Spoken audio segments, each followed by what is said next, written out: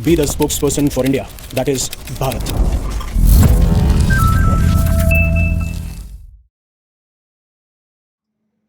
Hello future leaders.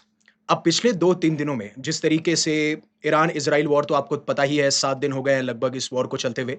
लेकिन पिछले 2-3 दिनों से जो भी न्यूज़ निकल के आ रही है, स्पेशली अगर मैं एक ट्रायंगल की बात करूं, जहां पे यूएसए, रशिया और इंडिया इन्वॉल्व है, तो काफ़ी लोगों ने एक चीज़ मिस कर दी, जो यूएसए की पहले से भी आदत है कि एक साइकोलॉजिकल गेम या साइकोलॉजिकल वॉरफेयर कैसे खेलना है। और जो पिछले 2-3 दिनों में इंसिडेंट हुए हैं ना, उसमें आपको साफ-साफ ये दिख जाएगा। अब एक चीज़ मैं आपको पहले ये मेंशन कर देता हूँ कि होता क्या है कि अगर आप सिर्फ़ किसी चीज़ को क्रिटिसाइज़ ही कर रहे हो, सिर्फ़ आप क्रिटिसाइज़ कर रहे हो, उसको आप बोल देते हो कि ये लेफ्ट विंग है। अगर मान लीजिए सिर्फ़ एक चीज़ की आप तारीफ़ कर रहे हो, तो दैट इज़ राइट विंग है। लेकिन उस चीज़ में हम कई बार भूल जाते हैं कि we are talking about Bharat. हम यहाँ पे भारत की बात कर रहे हैं। और जब हम भारत की बात कर रहे होते हैं, तो हम सही की भी बात कर रहे होते हैं, हम गलत की भी बात कर रहे होते हैं। अगर कोई चीज़ हमारे भारत को आगे लेके जाएगी, तो हम उसके बारे में ज़रूर बात करेंगे, उसकी तारीफ़ करेंगे। लेकिन अगर कोई चीज़ भारत को नीचे लेके आएगी, तो हम उसके बारे में भी बात करेंगे। और वहीं पे कंस्ट्रक्टिव क्रिटिसिज़्म का दायरा आता है कि हाँ, आप क्रिटिसाइज़ कर सकते हैं कंस्ट्रक्टिवली। यानी कि सिर्फ ऐसे ही नहीं, आपको सिर्फ क्रिटिसाइज करना है तो आपने क्रिटिसाइज कर दिया, आपने तारीफ करनी है तो आपने तारीफ कर दी। काफी बार जब क्रिटिसाइज कर रहे होते हैं तो कुछ फैक्ट्स को छुपा लिया जाता है जो अच्छी बात कर रहा होता है। काफी बार जब आप तारीफ कर रहे होते हैं तो कुछ चीजों को छुपा लिया जाता है जो दर्शा रहा होता है कि कुछ गलत चीजें भी हो रही हैं। तो हमें यहाँ पे भारत की बात करनी है। और इसी चीज पे आप देखेंगे कि जो एक साइड की बात करता है, मान लीजिए कोई सिर्फ प्रेस प्रेस कर रहा है और कोई सिर्फ गालियां गालियां दे रहा है, तो आप क्या कर रहे हैं? आप जो फोर्थ पिलर है डेमोक्रेसी का, मीडिया, आप चाहे मीडिया, आप न्यूज चैनल ले लीजिए या कंटेंट क्रिएटर ले लीजिए या एजुकेटर्स ले लीजिए। अब वो एक साइड जो तारीफ कर रहा है उसकी एक फैन फॉलोइंग बन चुकी है, जो तारीफ नहीं कर रहा है उसकी फैन फॉलोइंग बन चुकी है। लेकिन जो न्यूट्रल रहना चाह रहा है, जो आपको स्टैंड लेना दिखाना चाह रहा है, जो बता रहा है कि ये पॉजिटिव्स हैं, ये नेगेटिव्स हैं, उसके ऊपर उतने व्यूज नहीं होंगे। और क्योंकि लोगों को पसंद नहीं है ना, लोगों को यह है कि हमें एक साइड होना बहुत जरूरी है, और वो एक साइड भारत है। आप ये लोग भूल जाते हैं। ये समझना बहुत जरूरी है कि हम भारत के बारे में बात कर रहे हैं। तो आज मैं इसी बारे में बात करूंगा, पिछले 2-3 दिनों में जो भी इंसिडेंट्स हुए हैं, और कोई उसके बारे में बात नहीं कर रहा है, कोई भी बात नहीं कर रहा है। मैं बताऊंगा एक दो पॉइंट्स ऐसे क्या है। तो शुरुआत कहां से होती है? शुरुआत होती है जब यूएस ये बोलता है कि हम वेवर अलाउ करते हैं, यानी हम इंडियन गवर्नमेंट को यह अलाउ कर रहे हैं कि आप रशियन ऑयल को बाय कर सकते हैं।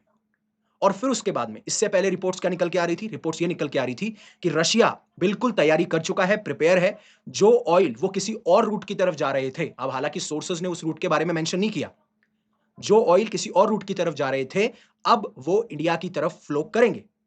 और वहां पे रिपोर्ट निकल के आती है कि रशिया साफ-साफ ये कह रहा है कि हम 9.5 मिलियन ऑयल बैरल्स जो है इंडिया को प्रोवाइड करेंगे। जिस तरीके से स्ट्रेट ऑफ हॉर्मुज का क्राइसिस हमें देखने को मिल रहा है, जहां से लगभग वर्ल्ड का 20% ऑयल जो है वो ट्रेड किया जाता है, और इंडिया की अराउंड 88% जो नीड है वो इस रीजन पे डिपेंड करती है, चाहे से वो क्रूड ऑयल हो या फिर एनर्जी रिक्वायरमेंट्स हो, जिसमें स्पेसिफिकली आप एलएनजी रिक्वायरमेंट्स बात करते हैं, लिक्विड नेचुरल गैस की।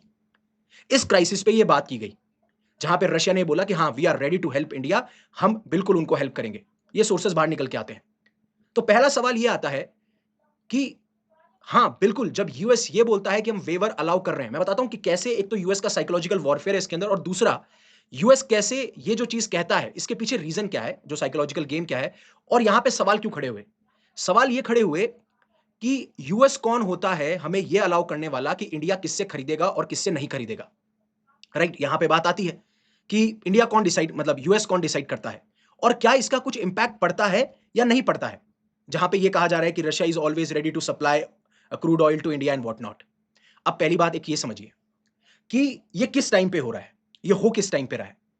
ये हो रहा है जहां पे स्ट्रेट ऑफ हॉर्मुज का क्राइसिस हो चुका है, ट्रेड पास ऑन नहीं हो रही है।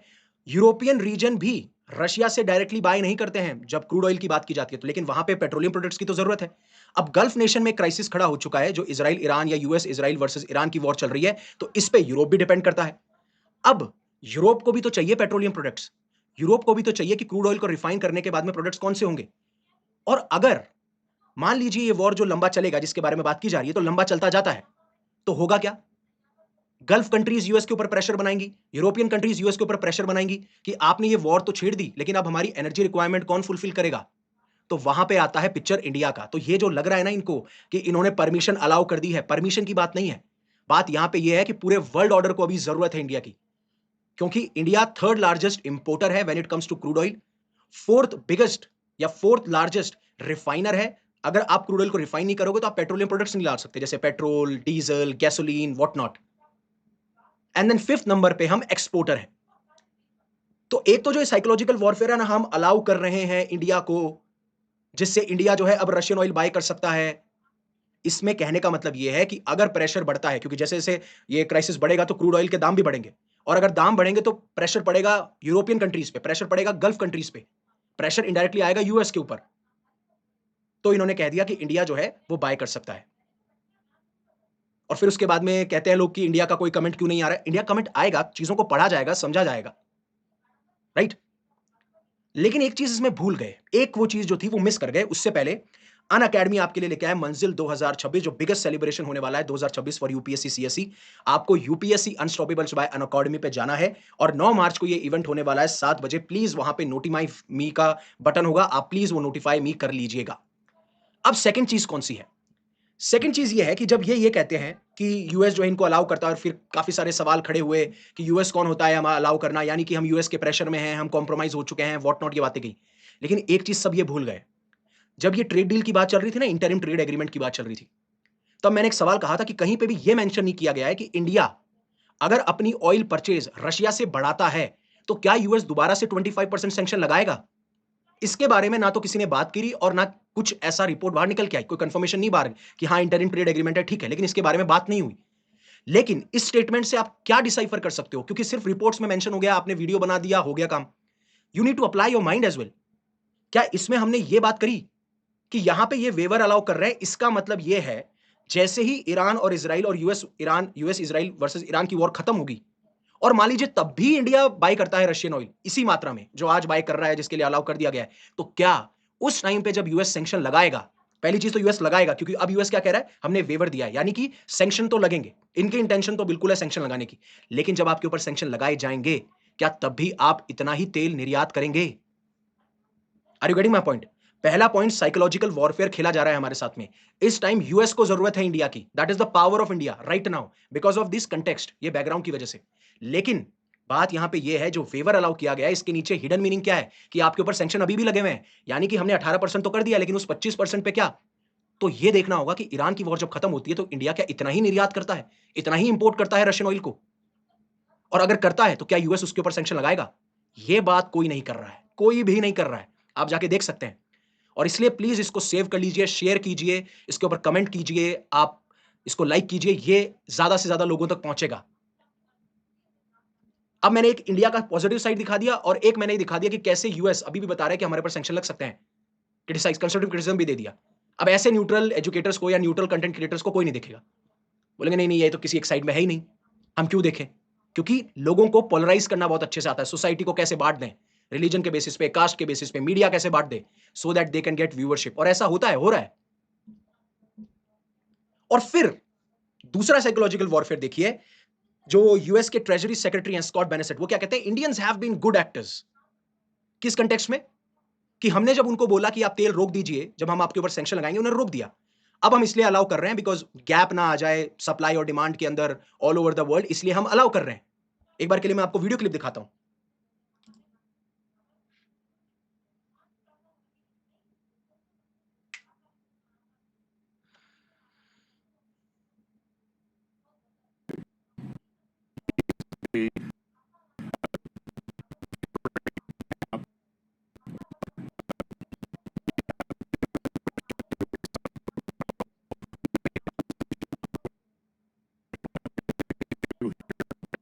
वी में अनसेक्शन, मतलब अगर कहीं और भी हमें रशियन ऑयल अगर भिजवाना होगा तो हम अनसेक्शन भी कर सकते हैं उस चीज को, यहां पे भी बात की गई है।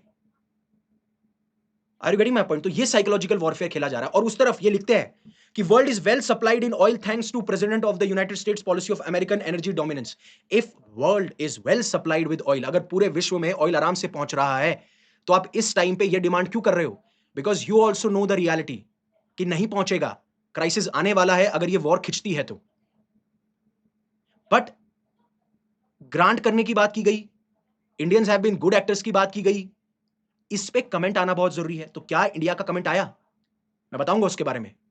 लेकिन आप ये चीज देखिए कि सेक्रेटरी जो ट्रेजरी सेक्रेटरी स्कॉट बेनेसेट वो इस तरीके से बात करते हैं, हमने अलाउ किया है, Indians have been good actors. Now he is energy secretary. उन्होंने क्या कहा कि हमने फ्रेंड इंडिया से बात करी है कि आप रशियन ऑयल को बाय करें to stabilise global markets. Now he is saying the reality, even they are also saying the reality. ये जो स्कॉट बेनेसेट है ये भी यही बात कर रहे हैं, रियलिटी की बात कर रहे हैं इस टाइम की सिचुएशन की।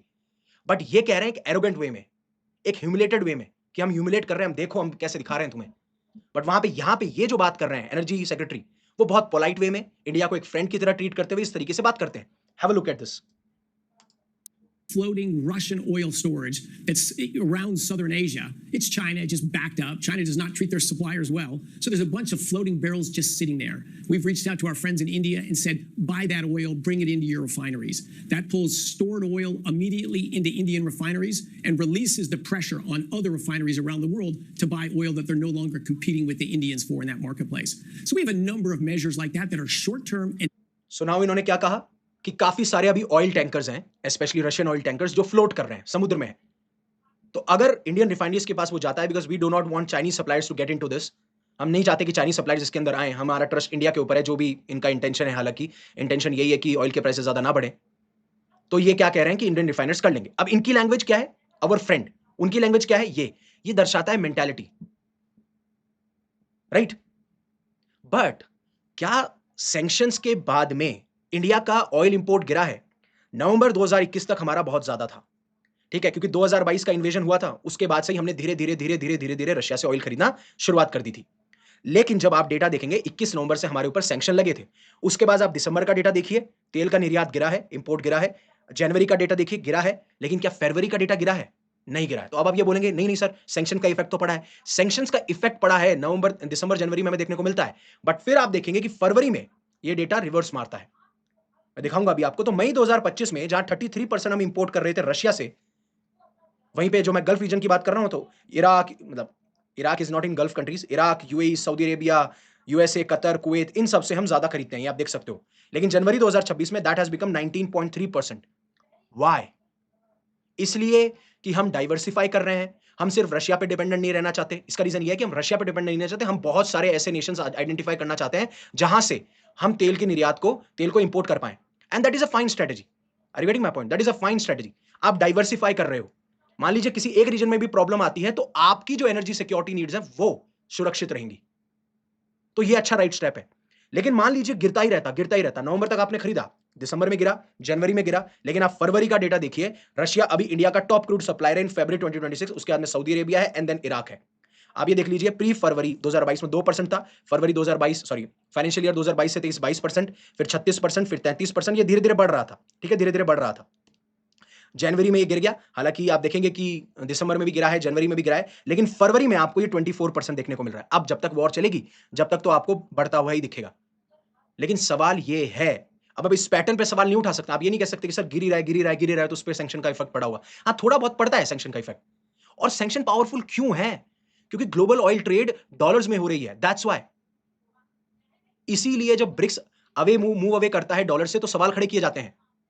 इसीलिए यूएस को पता है मेरी डोमिनेंस खत्म हो जाएगी। फिर पेट्रो डॉलर से रिलेटेड भी मैंने एक यूट्यूब शॉर्ट बनाया था, आप जाके देख सकते हैं किस तरीके से ईरान की एक स्मार्ट स्ट्रेटजी है। और हाँ, उस शॉर्ट के अंदर मैंने बात की थी कि क्या इंडिया का रिस्पांस होना चाहिए, what must be India's response, जो अभी इंडियन ओशन के अंदर हुआ था, उससे रिलेटेड शॉर्ट बनाया था। हालांकि वो शॉर्ट उसके बाद में आना था, उस पेट्रो डॉलर से रिलेटेड, लेकिन वो उससे पहले अपलोड कर दिया गया है, तो आप जाके देख सकते हैं उसके अंदर। और अब इंडिया की तरफ से रिस्पॉन्स ये आया कि हम कंटिन्यू बाय करते रहेंगे रशियन ऑयल, हम रिजेक्ट करते हैं need for US permission. That is a good statement. Never dependent on permission, India on terms 30 day Russian oil waiver. तो काफी बार आपको टाइम लगता है, थोड़ा टाइम बाद आपको देखने को मिलता है रिस्पॉन्स जो आता है। और इसके बारे में इन्होंने पीएनबी के ऊपर भी, सॉरी पीआईबी के ऊपर भी एक पोस्ट किया कि भारत जो है अब जो कच्चा तेल मंगाता है, जो क्रूड ऑयल मंगाता है, पहले हम 27 देशों से मंगाया करते थे, अब 40 देशों से ज्यादा मंगाते हैं, जिससे हम ये इंश्योर कर रहे हैं कि हम डाइवर्सिफाई करें हमारी एनर्जी सिक्योरिटी नीड्स को। और ये कोई गलत स्टेप नहीं है। देखिए, एट द एंड हमें अपने मार्केट की देखनी है। Are you getting my point? जब रशिया इन्वेड करता है, उस टाइम पे सैंक्शंस नहीं थे उतने क्रूड ऑयल के ऊपर, क्योंकि मतलब वैसे रशिया के ऊपर सैंक्शंस थे, लेकिन सेकेंडरी सैंक्शंस नहीं थे कि भाई अगर इंडिया उनसे बाय कर रहा है तो इंडिया के ऊपर सैंक्शन लगाए जाएंगे।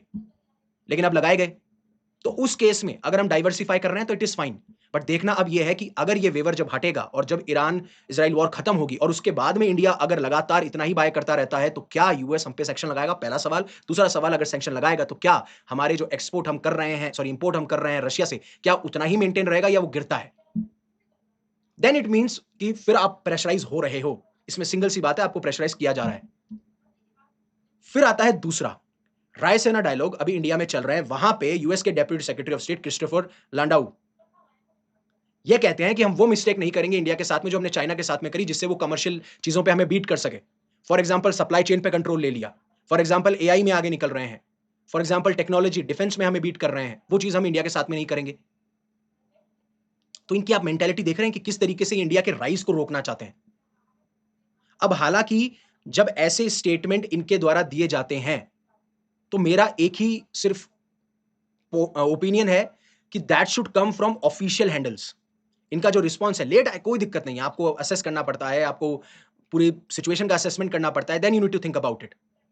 लेकिन इनका जैसे स्टेटमेंट आया, आपको पता है कि ये स्टेटमेंट आया है, एंड देन उसके बाद में चाहे मिनिस्टर ऑफ एक्सटर्नल अफेयर्स हो या हमारे कोई मिनिस्टर हो उसके बारे में बात करें, जो कि की गई है। जब एस जयशंकर साहब से ये सवाल पूछा जाता है तो उनका जवाब ये होता है, इसी पे सवाल पूछा गया था। Rise of countries are determined by the countries. The rise of India will be determined by India. It will be determined by our strength, not by the mistakes of others. So let me stop there. So India's rise will be determined by India. Absolutely.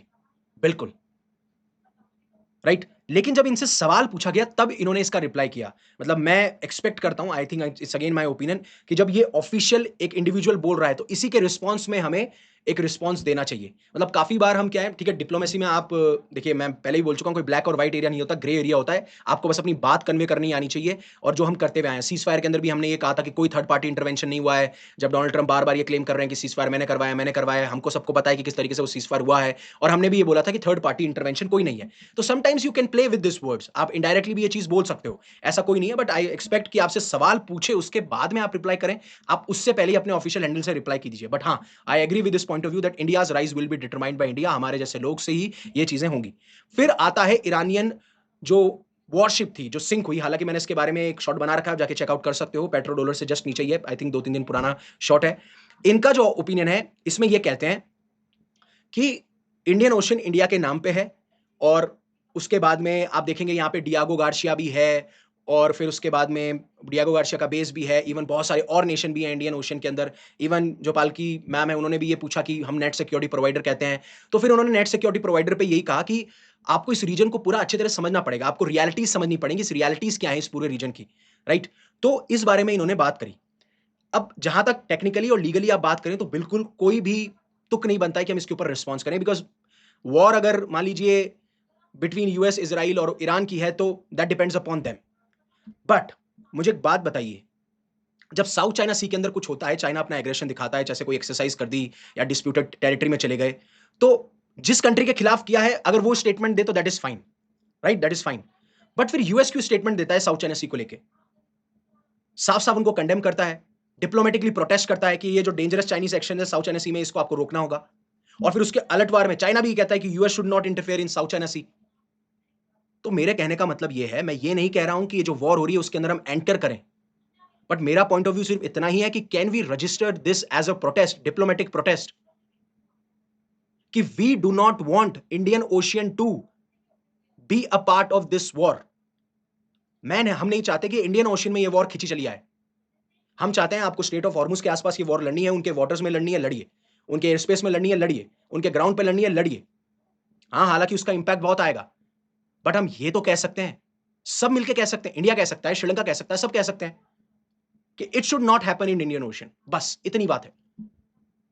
So that is what I want to say, कि आपको ये देखना होगा कि कौन से ऐसे steps हैं जो राइट डायरेक्शन में लिए जा रहे हैं, जिसमें हम तारीफ कर सकें, और कौन सी ऐसी चीजें जिनको हम कंस्ट्रक्टिवली क्रिटिसाइज कर सकें on the basis of facts, on the basis of data, on the basis of India's vision और पॉलिसी। इन चीजों पे ये सारी चीजें आकर रह जाती हैं। So thank you very much for giving me your precious asset, that is your time, and please comment section में आप अपने कमेंट कीजिएगा, शेयर कीजिएगा, सेव कीजिएगा, बिकॉज जब सैंक्शंस हटेंगे, जब वॉर हटेगी और जब सैंक्शंस हटेंगे, और तब इंडिया अगर रशियन ऑयल परचेस करता है तो क्या रिस्पॉन्स आता है, that will be interesting thing. So Always remember one thing, live in such a way that universe will be proud of you. Stay safe, stay happy, take care. Jai Hind, Jai Bharat.